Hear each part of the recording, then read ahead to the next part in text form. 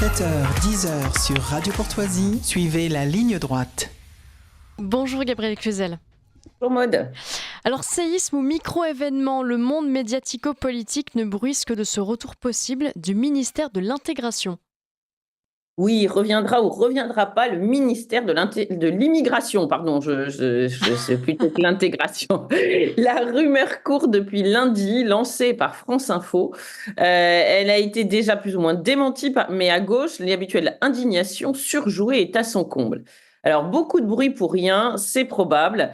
D'abord parce que si un ministère dédié était la solution miracle à un problème inextricable, ça se saurait. Parfois, il peut être lui-même le problème, la preuve par le ministère de l'Éducation ou de la Justice. Ensuite, parce que ce ministère a déjà existé sous Nicolas Sarkozy, avec le résultat que l'on sait. Comment Michel Barnier, pieds et poings liés, réussirait-il là où un homme de son parti qui avait tous les pouvoirs a échoué? Je dirais qu'il y aura peut-être aussi une question de volonté. Enfin, parce que les dénégations gênées de l'entourage de Michel Barnier montrent que cet entourage a peur de son ombre. Or, pour le commencement du début d'une vraie politique en la matière, il faudra une volonté de faire qui ne se laissera pas renvoyer à la niche que basse au premier cri d'orfraie. Alors, Michel Barnier, convenons-en, est un homme élégant, tant à l'extérieur qu'à l'intérieur. Et c'est cette élégance intérieure, si rare, qui lui a permis d'arriver à Matignon, cette élégance que n'avait pas Xavier Bertrand. Marine Le Pen, lui, s'est gré de son respect.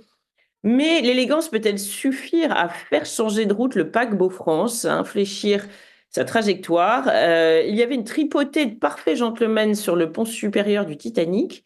Sans doute sont-ils morts très dignement, mais ils n'ont pu rien faire. La France ne veut pas mourir dignement, elle veut être sauvée. Ouais. Alors Gabrielle Cluzel, 1000 signes parfois infimes montrent quand même hélas que Michel Barnier ne s'est pas débarrassé de la tutelle morale de la gauche. Oui, hélas, on peut donner quelques exemples. C'est peut-être un détail pour vous, mais comme dirait France Gall, pour moi, ça veut dire beaucoup. Sa façon tout d'abord de parler de sa mère lors de son investiture. Gabriel Attal a du reste aussi parlé de la sienne, hein, alors c'est très bien. Dommage ces mères qu'ils aiment tous tant pendant les discours soient immanquablement les grandes oubliées de leur politique, parce que, pardon, mais la réforme des retraites a vraiment oublié les mères. Bref, mais ce n'est pas le sujet. Michel Barnier a donc brossé avec émotion, et l'on comprend un portrait de feu sa mère, un portrait évidemment flatteur. Il a dit qu'une maman, c'est important. Il a évoqué toutes ses vertus et expliqué au passage, et ça c'est l'ultime feuille de laurier à sa couronne, qu'elle était une femme de gauche. Une femme chrétienne de gauche du reste, mais une femme de gauche donc.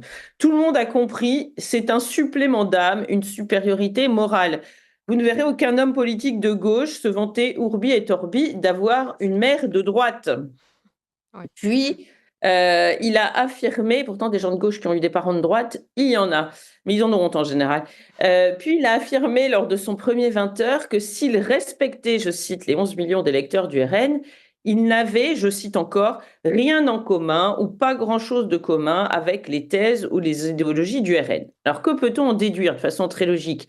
Eh bien que l'immigration, que l'on pensait être une préoccupation partagée avec le RN, eu égard à ses fameuses déclarations recyclées en boucle depuis quelques jours lors de la primaire LR au présidentiel, représente pour lui, je cite, pas grand-chose, presque rien. Alors, se bat-on pour pas grand-chose et presque rien? Non, bien sûr. Alors on peut cependant reconnaître un mérite à cette vraie fausse rumeur d'avoir mis en lumière l'éléphant dans la pièce, Gabrielle Cluzel.